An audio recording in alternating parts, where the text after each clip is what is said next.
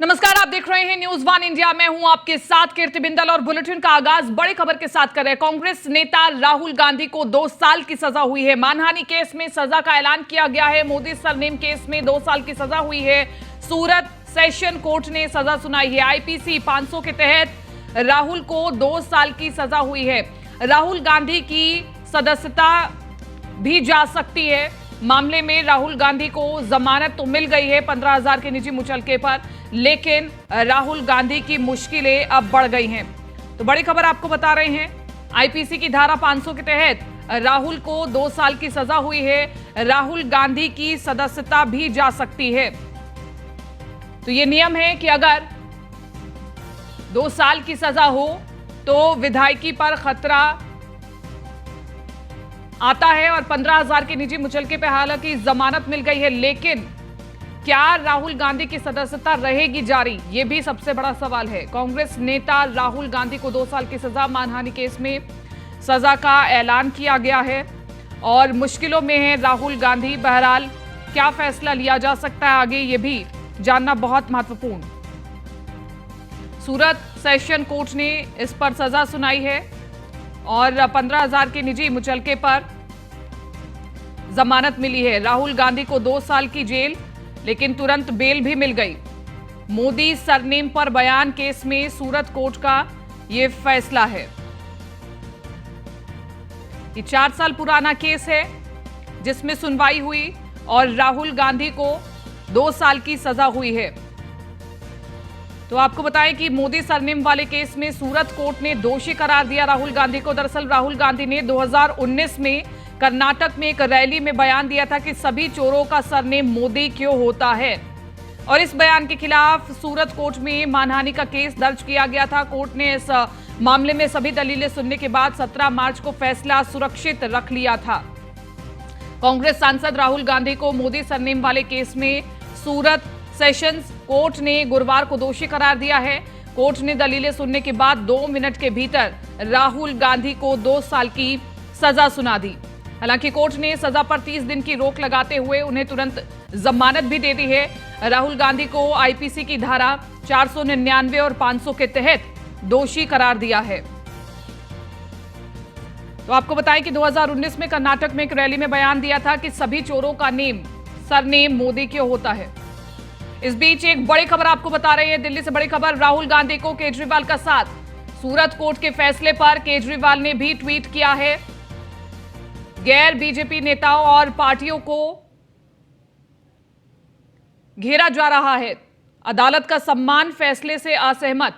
ये ट्वीट हम आपको दिखा देते हैं जो अरविंद केजरीवाल ने किया है।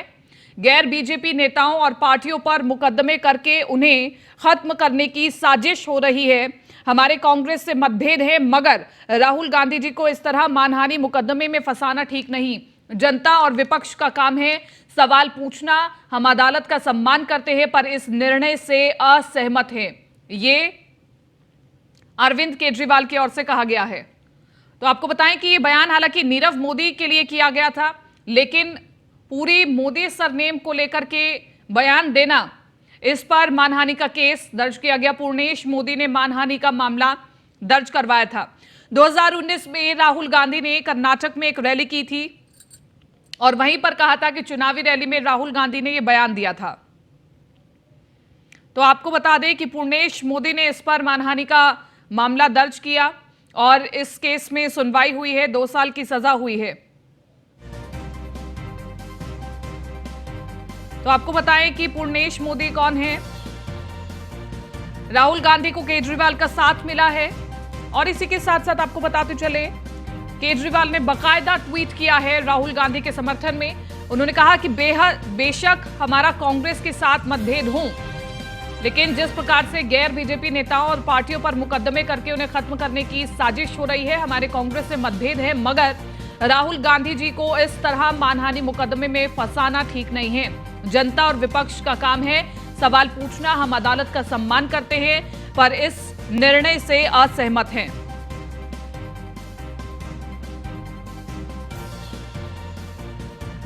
तो आपको बताएं कि पूर्णेश मोदी प्रोफेशन से अधिवक्ता हैं। निर्वाचन क्षेत्र उनका सूरत पश्चिम है और पार्टी भारतीय जनता पार्टी से ही पूर्णेश मोदी आते हैं, जिन्होंने राहुल गांधी पर केस दर्ज करवाया है। तो अब आप देखिए कि इस मामले में राजनीति भी होने लगी है और राहुल गांधी को विपक्ष के नेताओं का समर्थन भी मिलने लगा है। यानी कि साफ तौर पर एक तस्वीर साफ दिखाई दे रही है कि विपक्ष एकजुट है। राहुल गांधी को केजरीवाल का साथ मिला है। राहुल गांधी के लिए आपको बताएं कि केजरीवाल ने ट्वीट भी किया है। पूर्णेश मोदी के बारे में भी हम आपको बता रहे हैं, प्रोफेशन से वो अधिवक्ता हैं, लेकिन वो भारतीय जनता पार्टी से भी जुड़े हुए हैं। तो राहुल गांधी की मुश्किलें बढ़ती हुई नजर आ रही हैं। हालांकि ये भी कहा जा रहा है कि उनकी विधायकी भी जा सकती है। और इस बीच एक और बड़ी खबर हम आपको बता रहे हैं।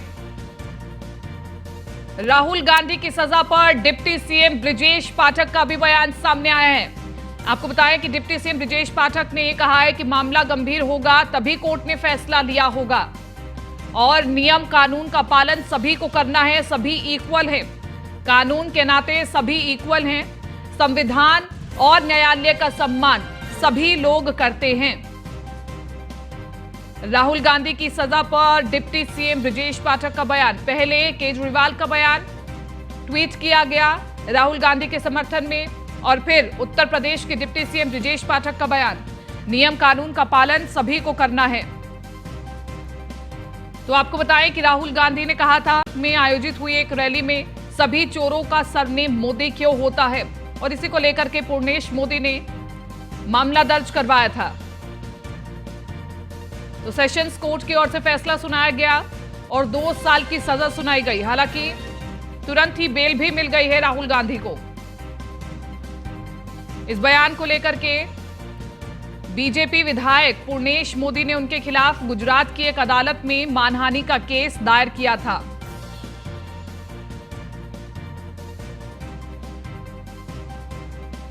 इसके बाद आपको बताएं कि राहुल गांधी ने भी ट्वीट किया था। सजा मिलने के बाद राहुल गांधी ने भी ट्वीट किया। जानकारी अभी मुझे आपके माध्यम से मिली है और प्रकरण गंभीर होगा तभी माननीय न्यायालय ने निर्णय लिया होगा और मैं कुछ देख करके ही बता पाऊंगा। क्योंकि 2 साल के बाद अब उनकी सांसदी भी चली जाएगी और ये अब देखिए जो भी है वो नियम कानून का तो पालन सभी को करना है और भारत का संविधान और भारत के न्यायालय सब लोग सम्मान करते हैं। इस प्रकार की जानकारी अभी मुझे आपके माध्यम से मिली है। तो आपने सुना डिप्टी सीएम ब्रिजेश पाठक की पहली प्रतिक्रिया राहुल गांधी को सजा मिलने के बाद। उन्होंने कहा कि नियम कानून का पालन सभी को करना है, संविधान और न्यायालय का सम्मान सभी लोग करते भी हैं।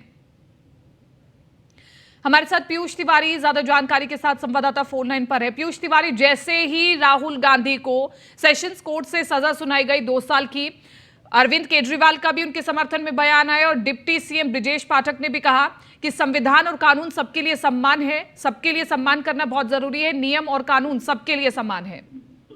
जी बिल्कुल, अगर हम बात करें तो जिस तरीके से कांग्रेस नेता राहुल गांधी की ओर से 2019 में मोदी सरनेम को लेकर एक टिप्पणी की गई थी और उसी मामले में आज सूरत की अदालत ने फैसला सुनाया है। कोर्ट ने राहुल गांधी को दोषी करार दिया। इसके साथ ही उन्हें जो 2 साल की जो जेल है वो भी सुनाई। हालांकि इस पूरे मामले में राहुल गांधी को जमानत तुरंत हाथों हाथ मिल गई, लेकिन सजा के ऐलान होने के बाद राहुल गांधी ने ट्विटर पर पोस्ट भी किया। उन्होंने कहा कि मेरा धर्म सत्य और अहिंसा पर आधारित है, सत्य मेरा भगवान है, अहिंसा उसे पाने का साधन है। इसके अलावा अगर हम बात करें तो जिस तरीके से ये याचिका डाली गई थी, जो कि बीजेपी नेता पूर्णेश मोदी ने जिन्होंने याचिका डाली थी, उनका भी बयान आया है और उन्हें साफ तौर पे कहा है कि हम कोर्ट के इस फैसले का स्वागत करते हैं। उन्होंने कहा कि ये एक न्यायिक प्रक्रिया है और एक अहम फैसला भी इसको कहीं न कहीं बताया है। तो निश्चित रूप से आप देखिए जिस तरीके से राहुल गांधी ने मोदी उपनाम को लेकर एक टिप्पणी की थी, इस मामले में आपराधिक मानहानि का जो मामला है वो दर्ज किया गया था।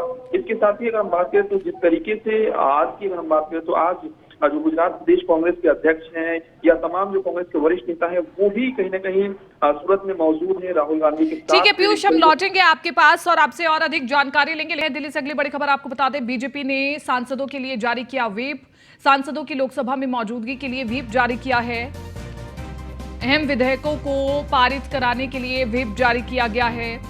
बीजेपी ने 3 लाइन का व्हिप जारी किया है। बड़ी खबर आपको बता रहे हैं, अहम विधेयकों को पारित कराने के लिए व्हिप जारी किया गया है और बीजेपी ने 3 लाइन का व्हिप जारी किया है। बड़ी खबर आपको दिल्ली से बता रहे हैं, बीजेपी ने सांसदों के लिए जारी किया व्हिप। सांसदों की लोकसभा में मौजूदगी के लिए व्हिप जारी किया है और अहम विधेयकों को पारित कराने के लिए व्हिप जारी किया है। कौन कौन से वो विधेयक हैं जिनके लिए सांसदों को व्हिप जारी किया गया है, ये हम जानने की कोशिश करेंगे। पीयूष तिवारी बने हुए ज्यादा जानकारी के साथ संवाददाता फोन इन पर। पीयूष, बीजेपी ने सांसदों के लिए व्हिप जारी किया है, कई विधेयक है जिन्हें पास कराना है, उसके लिए 3 लाइन का व्हिप जारी किया गया है। बताएं आपके पास क्या जानकारी। देखिए, बात करें तो निश्चित रूप से जो भाजपा पार्टी है उन्होंने अपने सांसदों के लिए एक व्हिप जारी किया है और इसमें साफ तौर पे कहा गया है कि आज और कल दोनों ही दिन जो लोकसभा के सांसद हैं वो लोकसभा में मौजूद रहे और क्योंकि कई महत्वपूर्ण जो बिल है वो पारित कराने हैं। इसके साथ ही अगर हम बात करें तो आज लोकसभा के एजेंडे में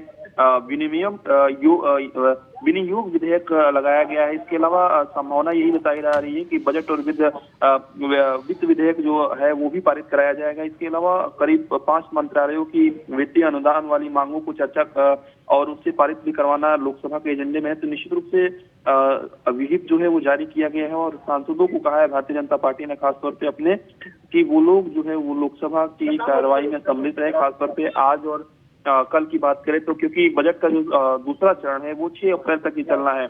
ऐसे में जिस तरीके से गतिरोध देखने को कहीं ना कहीं मिला है दूसरे चरण के दौरान भी, तो भारतीय जनता पार्टी चाहती है किसी भी तरीके से जो महत्वपूर्ण विधेयक हैं उनको कहीं ना कहीं पारित कराया जाए और इसी कड़ी में ये व्हिप जो है वो कहीं ना कहीं जारी किया गया है। क्योंकि आप देखिए, जब से ये दूसरा चरण शुरू हुआ है तब से हंगामे की भेंट जो है वो सदन की कार्रवाई चढ़ती जा रही है और कई महत्वपूर्ण ऐसे बिल हैं जो कहीं ना कहीं देश हित में है, देश के विकास की परियोजनाओं से जुड़े हुए हैं। तो निश्चित रूप से भारतीय जनता पार्टी ने आज व्हिप जारी किया है कि आज और कल जो है वो सांसद लोकसभा में मौजूद रहे। ठीक है पीयूष, आप बने रहिए, हम आपसे आगे भी जानकारी लेंगे। बीजेपी ने 4 राज्यों के प्रदेश अध्यक्षों का ऐलान किया है। राजस्थान में सीपी जोशी को पार्टी प्रदेश अध्यक्ष बनाया गया है। बिहार में सम्राट चौधरी को नया पार्टी प्रदेश अध्यक्ष बनाया गया है। वीरेंद्र सचदेवा दिल्ली बीजेपी के प्रदेश अध्यक्ष नियुक्त किए गए हैं। ओडिशा में मनमोहन सामल को प्रदेश अध्यक्ष बनाया गया है। तो 4 राज्यों के प्रदेश अध्यक्ष नियुक्त किए गए हैं बीजेपी की ओर से, जिनकी हम लिस्ट भी आपको आपकी टीवी स्क्रीन पर दिखा रहे हैं। वीरेंद्र सचदेवा दिल्ली बीजेपी के प्रदेश अध्यक्ष नियुक्त किए गए हैं। ओडिशा में मनमोहन सामल को प्रदेश अध्यक्ष बनाया गया है। इसी के साथ साथ बात करें, बीजेपी ने 4 जिन राज्यों के प्रदेश अध्यक्षों का ऐलान किया है उनका नाम हम आपकी टीवी स्क्रीन पर दिखा रहे हैं। राजस्थान में सीपी जोशी को पार्टी प्रदेश अध्यक्ष बनाया गया है। जिस प्रकार से 2024 के चुनाव नजदीक हैं, ऐसे में बहुत महत्वपूर्ण हो जाता है कि इन राज्यों को भी जीतना जरूरी है। तो बड़ी खबर आपको बता रहे हैं, पीयूष तिवारी बने हुए ज्यादा जानकारी के साथ संवाददाता फोन लाइन पर। पीयूष, देखिए, राजस्थान को जीतना भी जरूरी है, दिल्ली को जीतना भी बहुत जरूरी है और ऐसे में जो तमाम 4 बड़े राज्य हैं उनमें प्रदेश अध्यक्ष नियुक्त कर दिए गए हैं और इनके ऊपर एक बड़ी जिम्मेदारी कि 2024 में बीजेपी को बेटर रिजल्ट ला करके दिए जाए। जी बिल्कुल, देखिए, चूंकि 2024 के चुनाव नजदीक है लोकसभा के, ऐसे में भारतीय जनता पार्टी ने पहले से ही इसकी तैयारी शुरू कर दी है और कई दिनों से कयास लगाए जा रहे थे कि कुछ राज्यों में जो है वो बीजेपी के प्रदेश अध्यक्ष बदले जा सकते हैं या उन्हें जो है वो जिम्मेवारी दी जा सकती है। इसी कड़ी में भारतीय जनता पार्टी ने आज बताया है कि जो राजस्थान की बात करें, बिहार की बात करें या फिर दिल्ली की बात करें या उड़ीसा की बात करें, यहाँ पे बीजेपी प्रदेश अध्यक्ष बनाए गए हैं, नए प्रदेश अध्यक्ष बनाए गए हैं। चूंकि दिल्ली बीजेपी की बात करें तो पहले से ही जो कार्यवाहक जो है वो वीरेंद्र सचदेवा को कार्यभार कहीं ना कहीं दिया गया था, इसे उन्हें कहीं ना कहीं दिल्ली बीजेपी का प्रदेश अध्यक्ष नियुक्त कर दिया गया है। इसके अलावा राजस्थान की अगर हम बात करें तो सीपी जोशी को बीजेपी ने अपना प्रदेश अध्यक्ष बनाया है। सम्राट चौधरी को बिहार बीजेपी ने अपना प्रदेश अध्यक्ष बनाया है। यानी कि अगर हम बात करें तो करीब 4 ऐसे राज्य हैं जहाँ पे नया जो बीजेपी का प्रदेश अध्यक्ष है उनको नियुक्त किया गया है। उड़ीसा की बात करें तो मनमोहन सामल को बीजेपी ने अपना उड़ीसा में प्रदेश अध्यक्ष बनाया है। तो निश्चित रूप से भारतीय जनता पार्टी चाहती है कि किस तरीके से भारतीय जनता पार्टी राज्यों को मजबूत करेगी, तभी इसका सीधा फायदा कहीं ना कहीं लोकसभा के चुनाव में देखने को मिलेगा। और प्रदेश अध्यक्ष की जिम्मेवारी एक महत्वपूर्ण जिम्मेवारी होती है, उसी कहीं ना कहीं उनसे ही चर्चा आलाकमान करता है कि किन लोगों को टिकट देना है, किन लोगों को टिकट नहीं देना है।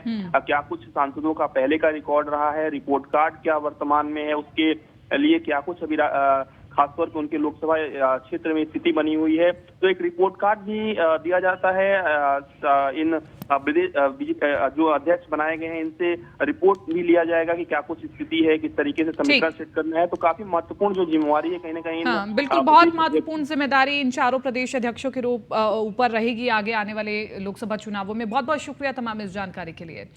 यूट्यूबर मनीष कश्यप को लेकर के मनीष कश्यप के समर्थकों की ओर से आज बिहार बंदी का ऐलान किया गया है। वहीं दूसरी ओर उनके विरोधी इस मामले का पुरजोर विरोध कर रहे हैं। एक तरफ बिहार बंद का कुछ खासा असर नहीं देखने को मिल रहा है, वहीं मनीष कश्यप ने बेतिया जिले में भी बिहार बंद का असर देखने को नहीं मिला है। तो आपको बताएं, यूट्यूबर मनीष कश्यप को जब पुलिस ने गिरफ्तार किया तो कुछ तस्वीरें मनीष कश्यप की निकल करके सामने आई थी, जिसने एक इमोशनल एंगल भी जनता के सामने रखा। और मनीष कश्यप रोते हुए नजर आए थे। जो उनके फॉलोअर्स थे वो भी उनके आसपास मौजूद थे, लेकिन अब उनकी फैन फॉलोइंग इतनी है कि बिहार बंद का ऐलान किया गया। हालांकि कुछ खास असर नहीं दिखाई दिया बिहार बंद का। मनीष कश्यप के समर्थकों ने बिहार बंद का ऐलान किया।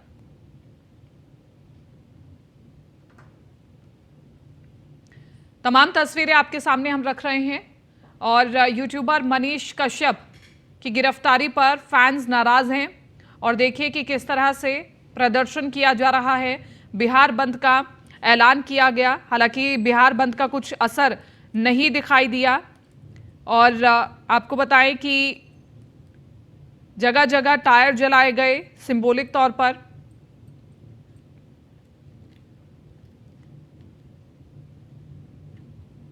तो ये तमाम तस्वीरें हम आपके सामने रख रहे हैं। बिहार में बिहार बंद का असर नहीं दिखाई दिया। मनीष कश्यप के लिए मोर्चा खोलने वाले तमाम जो उनके समर्थक हैं वो आज सड़कों पर उतरते हुए दिखाई दिए। आपको बताएं कि सड़क जाम करने की कोशिश की गई, नीतीश तेजस्वी मुर्दाबाद के नारे लगाए गए। और इसी के साथ साथ आपको बताएं कि बिहार के चर्चित और विवादित यूट्यूबर मनीष कश्यप की गिरफ्तारी के विरोध में उसके समर्थक सड़क पर उतर आए हैं। पूर्वी चंपारण में मनीष कश्यप के समर्थकों ने सड़क जाम कर प्रदर्शन किया है और चक्का जाम कर दिया है। तो आपको बताएं कि मोतिहारी के सुगौली में प्रदर्शन कर रहे लोगों ने मनीष कश्यप पर ही कार्रवाई को गलत बताया है। सड़क पर हंगामा कर रहे लोगों ने मनीष कश्यप की अविलंब रिहा करने की मांग की है। और सड़क पर उतरे युवाओं ने टायर जला करके आगजनी की और आवागमन को भी ठप करने की कोशिश की। काफी देर तक रोड जाम रहने से सड़क पर गाड़ियों की कतार भी लग गई।